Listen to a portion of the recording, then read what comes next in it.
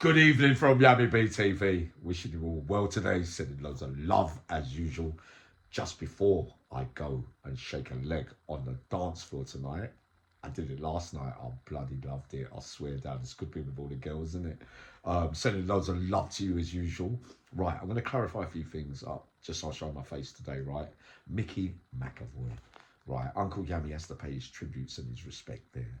Now, what do we know? We knew, right, rest in peace to his lovely wife also, who died 6 months earlier.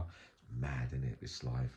And the way that Brinksmack job was an absolute curse. How many men left standing? One. Now let's get this right.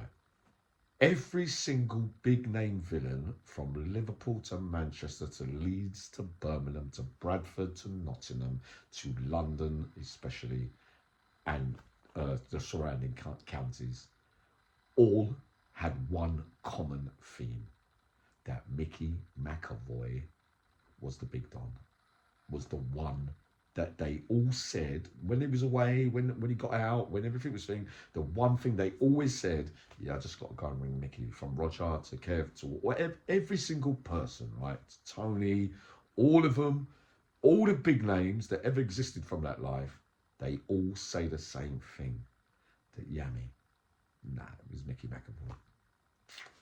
That's what they say.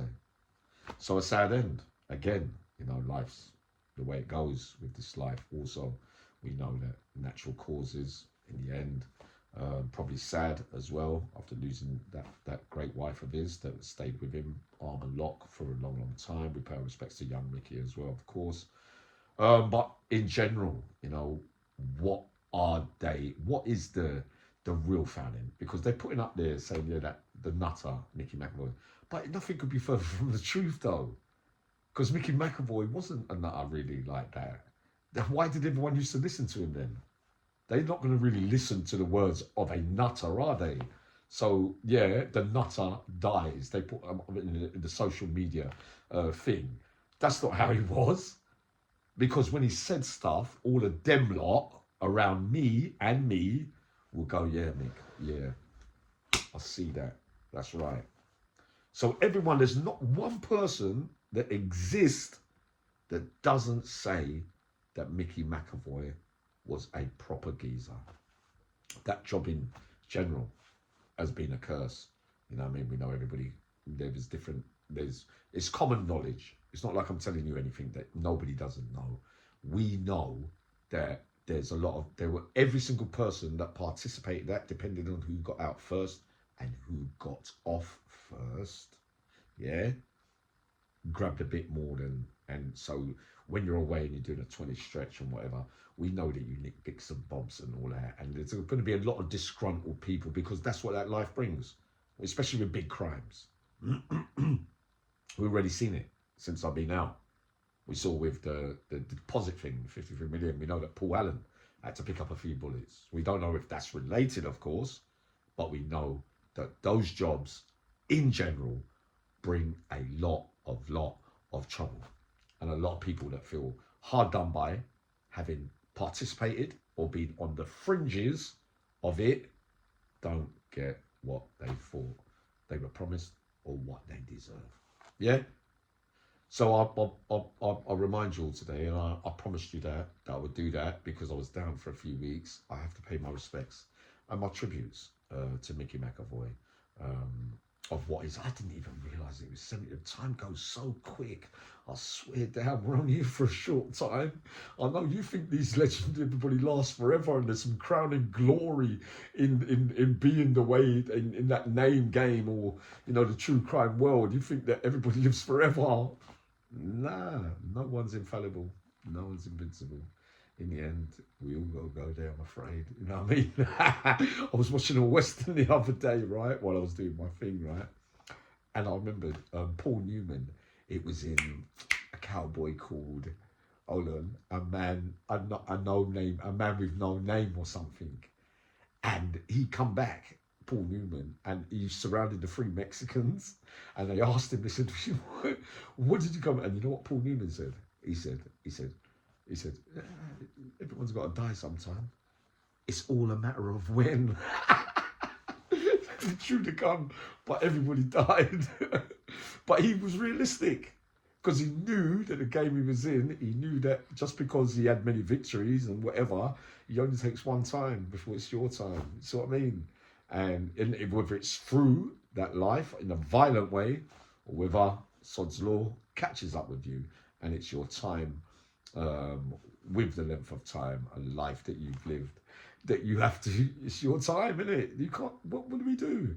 No one's different from anyone. So, yeah, we love Micky Mac RIP. We pay our respects there. We know that you was the proper thing, Mick, and we send special love out to the whole family. Right. Let me clarify, because this is the bit I need to get on to. Right. It's coming up in the comments about Del Croxon. And, all right, you're not saying it's fact, but you're saying that there's rumours that Del Croxon, they got rid of Del Croxon, the one I talked about yesterday, who I believe, glad you lot bring up these names to me, because I need jolts in my memory sometimes as soon as you call certain names, because it's so long ago and I got so many things in my nut.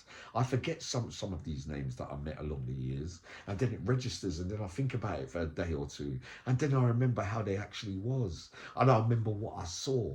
So I'm saying to you, because we know we're talking about it, if you read the comments and everything, you're saying that they're saying, yeah, that they got rid of him because that he was going to start grassing people.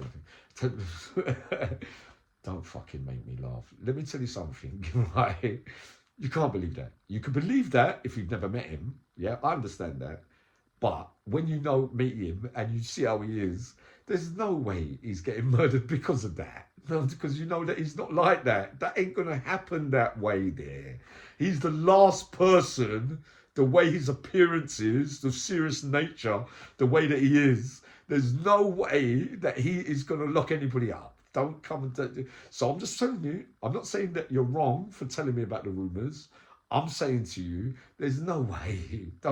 They talk shit. They bring the Longfellow's name up and everything. I'll tell you that. You know that too. We all know that, right? And that's not because I know everybody. I'm saying to you, that's fact.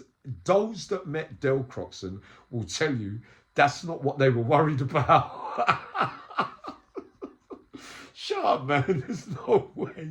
This is serious man. I'm glad you brought him up because I forgot to mention him in my things because I've got so much backlogs of recent times, and you know, we remember more recent events more, you know, than that kind of stuff.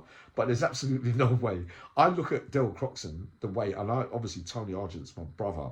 You see what I mean? And I've looked at all the figures along the years who I was close to, and I loved everybody dearly because you know that they was close to me. It don't matter what age or what stage I was at during those journeys when I had to learn, right? But I'm telling you that what I told you yesterday, you ask those certain people at Del Croxon, you ain't going there and saying nothing, right? He's one of those. Right, with the glasses, the serious look and all that, and thinking that, yeah, what did you say? Because he's a bit like my big brother Tony Argent, and he's like the big man from Manchester, and he's like the big man from Liverpool. When you talk, when you say things during sentences, they go like that. What did you mean by that bit? They're on it. They're on it in seconds. If you say the wrong thing, you are getting challenged. SLANEY's like that as well. He's waiting. Don't step out of line with me. What are you trying to say? I will go like that. I always live to see another day. Because I knew, like you lot knew, those that followed me for a long time, they know when Uncle Yammy's clean, they know that it becomes a different game. I realise now that I was more dangerous when I was clean than when I was smoking. But, all right, cool. Because you do the maths better. But them man there, they're more serious like that. They're waiting they're saying, nah, what did that mean?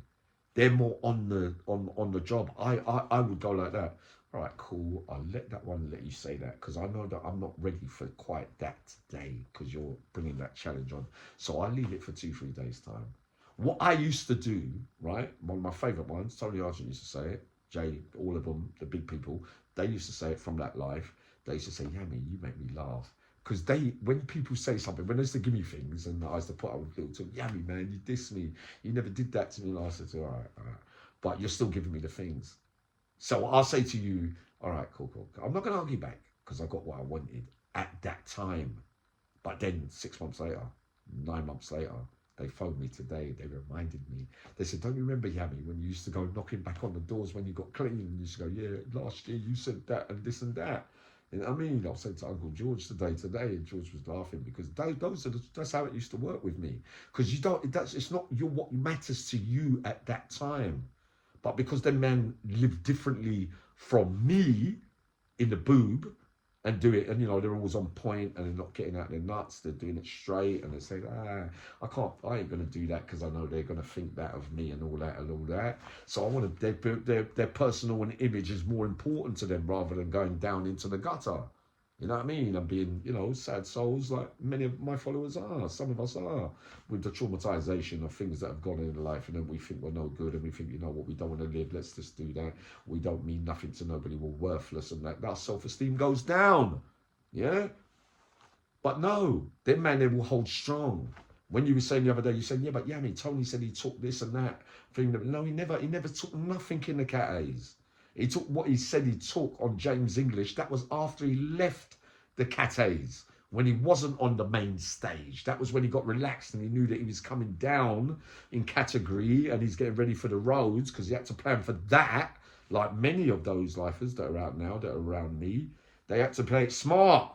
They couldn't do the bird the way that I did it because I wasn't doing life. But yet all of them used to say to me, I was going to say to you like the other day, right? SLANEY. That day in the workshop, I said, I'll do it. That geezer from Nottingham is proper, right? He's big, he was young, light skin, like that. So we're in the workshop, right? So he went like that. He said, he went up onto the table in the workshop and he's singing, I Believe I Could Fly. The R. Kelly tune, I believe I could fly. So SLANEY's sitting there and he says to me, Yami, I don't like him, I said, oh no. So what does he do? He gets up off the table. He comes, he's really irritating him. You know what he's like. With those that don't know, I've given you loads of stories on him. This one's a really funny one. So he comes, he says, listen, you stupid mug. He said, but the geezer's 20, 30 years younger than him. Remember, this is during his the older days kind of thing with Warren. So he says, but he doesn't know who Warren is because Warren's so quiet, and he don't know because you ain't been around that long. You just come to the Cat A's, right? So they have a row. They exchange blow for blow. No one wins. It's a match-up. They stop it. The bell goes. You get nicked. I'm thinking, oh no, this is going to really happen now, right? So I know what I was going to think. Like, no, that wasn't a good enough performance. I'm going to come back for you, right? But when you come back from the block, they tell that Nottingham guy, they say to him, listen, that's my man, from Leicester. That's the guy that the blah, blah, blah, blah. He's going, is it? I didn't know. So what does Warren do? Warren comes into the gym in full view of everybody, right? On the next lap, 2-3 days later after the block. And he walks up to my man, and all of a sudden now, he doesn't want to fight back. So what would you do? Warren cracks him. He breaks his jaw. Yeah. And everybody, all the guys, the whole gym was onto Warren. No one said nothing. He walks right into the lion's den. I'm telling you, and he didn't really, but he's not going to have it. But I'll tell you how honest he is. He come up to me, right, and he said to me, yeah, he's younger. Yeah, I took it for granted. I think it didn't, it wasn't a win. And he's done that on a couple of occasions. So we know when he says things, we have to book that as the truth, because he doesn't want no victories if it ain't right. Fact. You know what I mean? So that's how that went. So I told that one, I believe I could fly, R. Kelly. He's a bacon as well. Right? But Warren didn't like, he gets upset about those stuff. But that's how that bit went. Right? I was thinking as well, on top of that, right? All right. Oh, no. Let me leave the SLANEY bit. I'll get another story for you shortly. Right? But No, I'm gonna go. I'm just up tonight. I know. I keep falling asleep. I keep waking up, falling asleep because I know I'm getting stronger again. I know I'm laughing. I'm going to shake a leg, man. I'm gonna go and get my leg. I'm gonna go and have a dance. That is, yeah. Let's go and get in some of that. The old son Warren used to like all that as well. Tony loves all that. But no, big love to everybody. Steve Baker, you're my boy. Yeah, we're back on, son. I know that the rough bit's over. Um, my girl Michelle, yeah, Trace the Face, I love you dearly, my baby. Jason Armstrong and Lorna and Bo, yeah, I love you too, family, of course. And that's about it. All right, I can't remember everything else. But Del Strain, I love you too. Remember that, my boy. Of course, Rubber Tramp, I'm watching you. You're good stuff. You're Sean B. I like it. I love you too, my boy. And I pick up all my lot down there in Manchester as well. All right, sending loads of love. I'll soon come. Let's see how tonight goes. All right, but I'm ready. I'm just gonna eat something and I'm on the floor. Come on, Yummy.